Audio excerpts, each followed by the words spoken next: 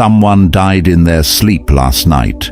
Someone, somewhere, took their last breath while unconscious, never knowing their final day had already ended. And tomorrow morning, when you wake up, you'll have something they'll never have again. Another chance, another morning, another resurrection from the temporary death we call sleep.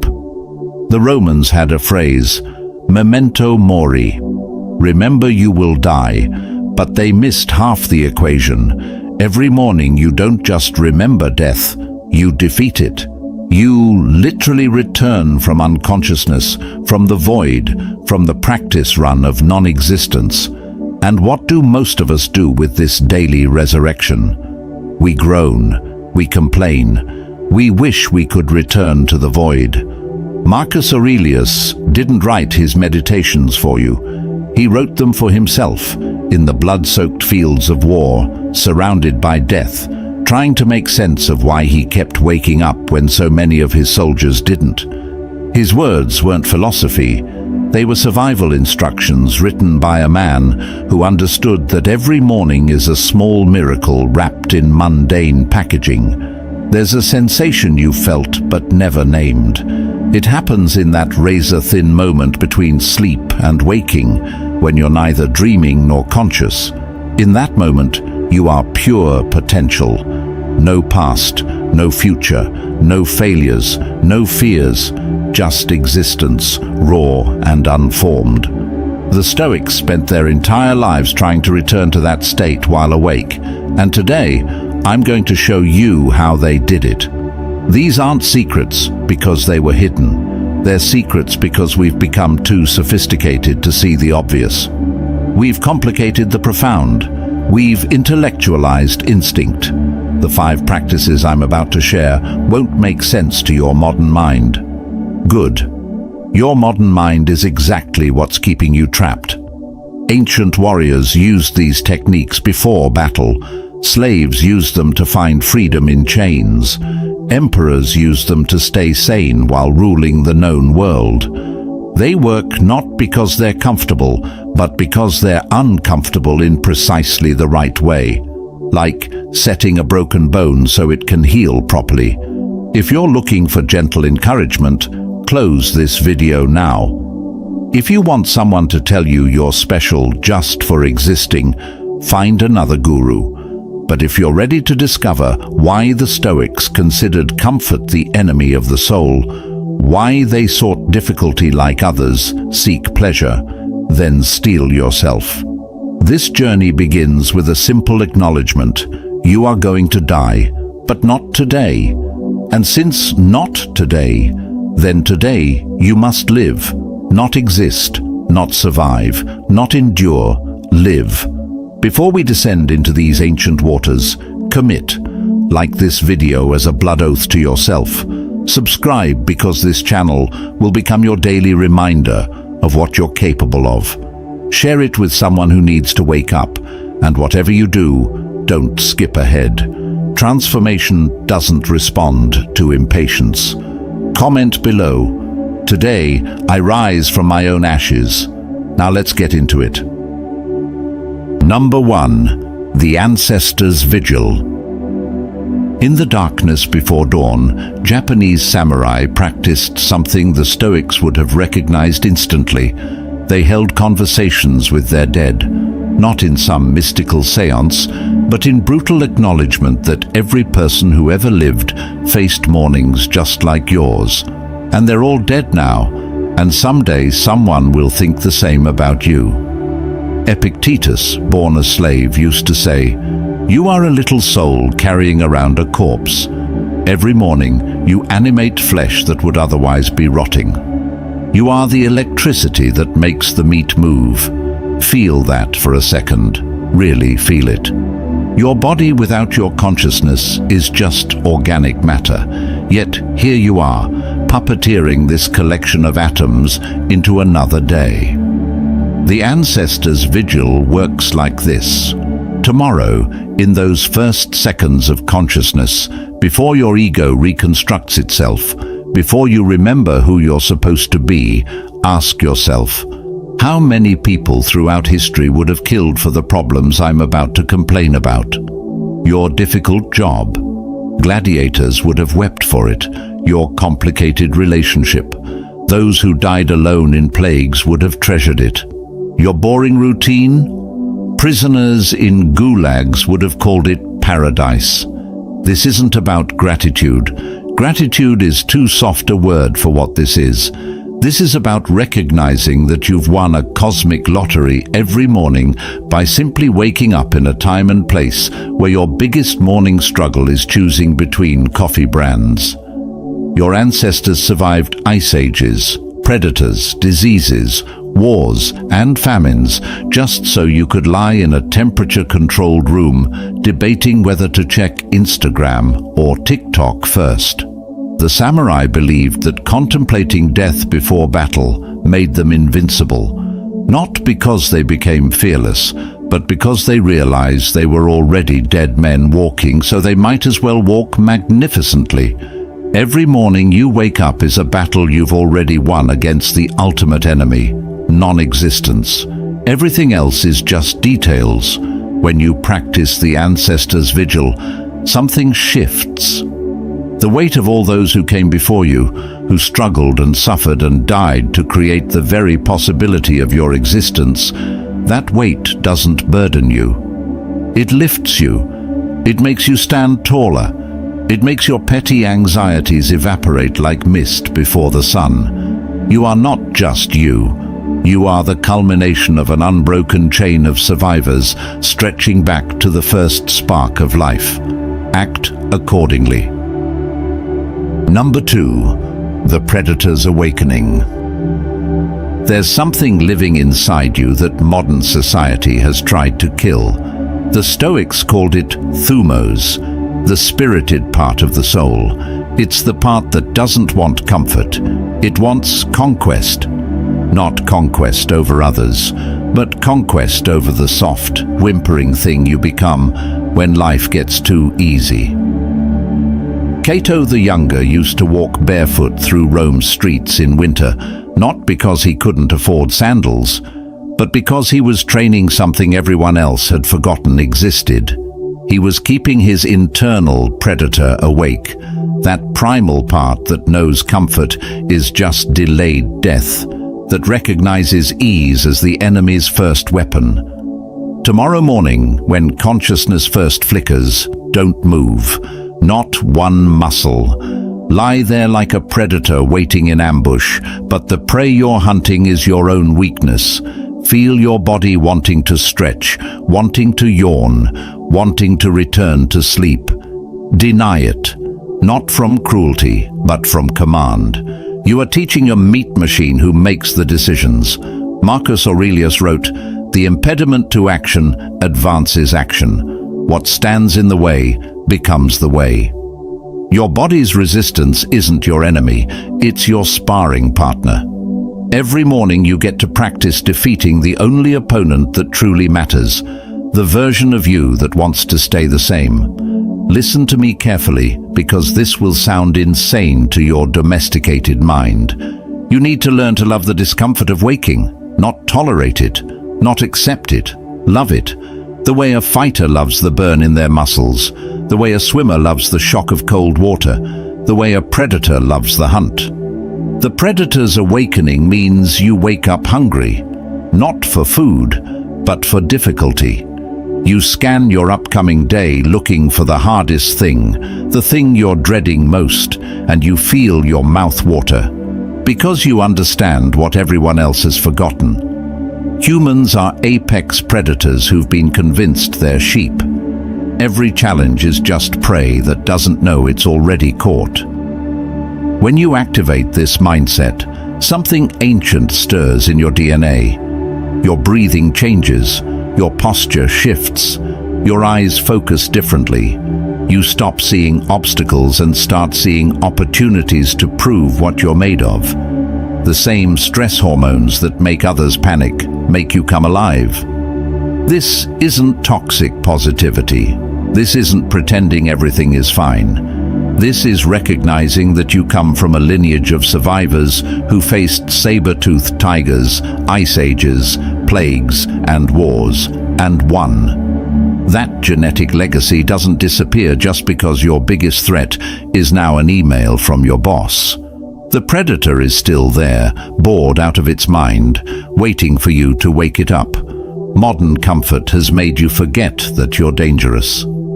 The predator's awakening reminds you every morning that you're not prey. You're not even a survivor. You're a hunter who's been playing house. Number 3. The Phoenix Ritual. Every night you die. This isn't metaphorical. Your consciousness ceases, your ego dissolves, your sense of self disappears into the void. Scientists call it sleep. The Stoics called it practice. Practice for the real thing. And every morning you have exactly 17 seconds to decide who comes back. Seneca performed what I call the Phoenix Ritual. He understood that identity is just a story we tell ourselves so consistently that we believe it's real. But in those first moments of waking, before the story restarts, you are nobody. You are pure possibility wearing a familiar body. And in that gap, that sacred pause between unconsciousness and identity, you can choose to resurrect differently. The person who went to sleep last night doesn't have to be the person who wakes up. Their failures, their patterns, their limitations, those belong to someone who no longer exists. They died at 11:47 p.m. or whenever you lost consciousness. What rises now is your choice. Most people waste this daily resurrection by immediately reaching for their phone, desperate to remember who they're supposed to be, checking messages to rebuild yesterday's identity. They literally scroll through evidence of their past self, reinforcing the very prison they could have escaped. The Phoenix Ritual requires you to burn before you rise. The moment consciousness returns, speak these words internally. The person who failed yesterday is dead. I am what rises from those ashes. Feel the heat of transformation. Not comfortable warmth, but the searing heat that turns sand into glass, that transforms coal into diamonds, that makes phoenixes out of ordinary birds. Marcus Aurelius knew this. He wrote, "Confine yourself to the present," but he wasn't talking about mindfulness. He was talking about identity. The present version of you has no past unless you drag it forward. Every morning, you can leave the corpse of yesterday's you in the bed and rise as something unprecedented. This isn't self-help delusion. This is biological reality. Every 7 years, every cell in your body is replaced. You are literally not the same person you were. The Phoenix Ritual just accelerates this process psychologically. Why wait 7 years to become someone new when you can do it in 7 seconds? Here's what happens when you practice this. Your failures lose their grip because they belong to someone who no longer exists. Your limitations become irrelevant because they were measured using an outdated version. Your fears dissolve because they were based on the threat assessment of a person who died last night. You want to know why most people never change? Because they wake up every morning and immediately put on yesterday's costume. They rehearse yesterday's lines. They play yesterday's character. They become so attached to their familiar suffering that they choose it over unfamiliar freedom. The phoenix doesn't rise because it wants to. It rises because it has no choice. The old bird is already ash. Tomorrow morning when you wake, realize your old self is already dead. The only question is, what will you do with this resurrection? Number 4, the Sovereign's Declaration. There's a moment every morning when you're about to surrender your throne. It happens so fast you don't even notice. Someone else's urgency becomes your emergency. Someone else's mood becomes your weather. Someone else's opinion becomes your mirror. And just like that, you've abdicated your sovereignty. before you've even had coffee. The Roman Emperor Marcus Aurelius ruled over millions, yet every morning he had to reconquer the only empire that mattered, the territory of his own mind. He wrote, "You have power over your mind, not outside events. Realize this, and you will find strength." But knowing this and living this are universes apart. The Sovereign's Declaration isn't about affirmations or positive thinking. It's about establishing dominion. Tomorrow morning, before you check a single message, before you absorb anyone else's energy, before the world gets its hooks in you, you must establish the borders of your kingdom. Stand up.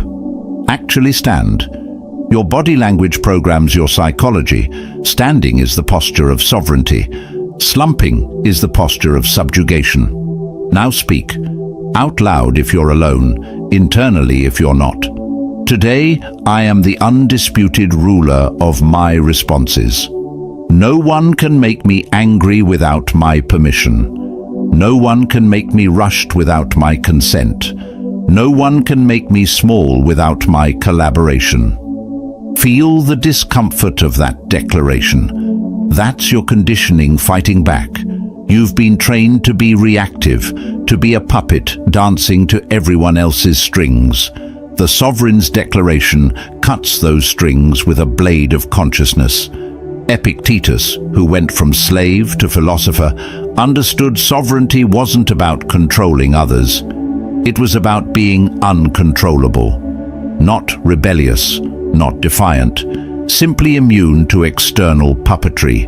When someone tries to trigger you, you remain untriggered, not through suppression, but through sovereignty.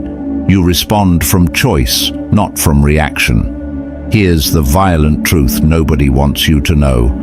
Every emotional reaction you have is a choice you're making so fast, you've forgotten it's a choice. Someone insults you, and you choose to feel insulted. Someone ignores you, and you choose to feel ignored. The Sovereign's Declaration slows down that choosing, makes it conscious, makes it yours. This morning practice rewires your neural pathways from slave circuits to sovereign circuits. You stop asking, "Why did they do that to me?" and start asking, "How will I choose to respond?" You stop being a thermometer, merely reflecting the temperature around you, and become a thermostat, setting the temperature others must adjust to. Kings and queens don't check their phones first thing in the morning to see if they still matter. They know they matter. They don't seek permission to take up space. They expand into it. They don't wait for the world to be ready for them. They make the world adjust to their presence. You are the sovereign of your inner kingdom. Act like it, or abdicate forever. Number 5. The Warrior's Inventory. While you were sleeping, your enemies were advancing. Not human enemies, those are simple. The enemies that matter: entropy, decay, mediocrity, time. Every night they gain ground.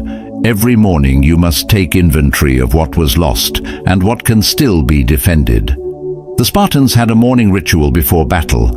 They would count their weapons, check their armor, assess their wounds. Not from paranoia, but from practicality. You can't fight effectively if you don't know what you're fighting with. The Stoics adopted this practice, but for the battle that actually matters, the one inside. The warrior's inventory happens in the raw moments after waking. You scan your inner landscape like a general surveying a battlefield. What dreams disturbed your peace? Their intelligence reports from your subconscious about what threatens you. What did your first thought reveal about your fears? That's your enemy showing its position. What did your body's resistance tell you about where you're weak? That's the wall that needs reinforcement. Seneca practiced dying every night and being reborn every morning, but between death and rebirth came the inventory. He wrote, "Every new thing excites the mind, but a mind that seeks truth turns from the new and seeks what is eternal." The eternal battle isn't out there. It's in here. It's been raging since the first human looked at comfort and had to choose between ease and growth. Tomorrow morning, take 60 seconds, no more, no less, to run the warrior's inventory. What weapons do you have? Your discipline, your knowledge, your experience. What armor protects you? Your principles, your boundaries, your practiced responses. What wounds need attention? Your unhealed trauma, your energy leaks, your places of persistent weakness. This isn't self-help. This is war planning. Because whether you acknowledge it or not, you are at war. Not with other people, but with the forces that want you average, comfortable, domesticated, and ultimately forgotten. Every morning you don't take inventory, you're going into battle blind. The warrior's inventory reveals something most people die without discovering. You're stronger than you think in some areas, weaker than you pretend in others. Your real weapons aren't what you thought they were. Your real vulnerabilities aren't what shame told you they were. You've been fighting with the wrong strategy because you never properly assessed your actual position. Marcus Aurelius led armies before he led himself. He knew that victory doesn't come from motivation or inspiration. It comes from accurate intelligence about your own position and capabilities. Every morning, you must know exactly what you're working with. Not what you wish you had, not what you had yesterday, but what you actually possess in this moment. When you practice the warrior's inventory, you stop being surprised by your own failures. You see them coming, you prepare, you adapt. You stop pretending you're invincible and start becoming actually formidable. There's a difference between confidence and delusion. The inventory teaches you which is which. You've just been handed 5 practices that most people will never discover, and of those who do, 90% will never implement, not because they're difficult, but because they're devastating to the comfortable lies we tell ourselves about why we can't change. The ancestors' vigil reminds you that you're going to die. The predator's awakening reminds you that you're built to hunt. The Phoenix ritual reminds you that identity is choice. The Sovereign's declaration reminds you that reaction is optional. The Warrior's inventory reminds you that the battle is real. Tomorrow morning, you'll wake up. That's not a given, that's a gift. What you do in those first conscious moments determines whether you're living or just not dying. Whether you're choosing or just reacting, whether you're sovereign or slave. The Stoics didn't write philosophy, they wrote operating manuals for being human under extreme conditions. And every morning is an extreme condition. You're conscious, in a body, with limited time, facing infinity. If that doesn't qualify as extreme, nothing does. This video is ending, but your practice is beginning. Like this video if you're ready to wake up differently tomorrow. Share it with someone who needs to remember they're not prey. Subscribe and hit the notification bell, because this channel will become your daily reminder that comfort is the enemy of the soul. But most importantly, wake up tomorrow and choose one practice. Just one. Master it before moving to the next. Because transformation isn't a sprint, it's a siege. And every morning you get to choose whether you're defending or conquering. Final comment. Tomorrow, I wake as warrior.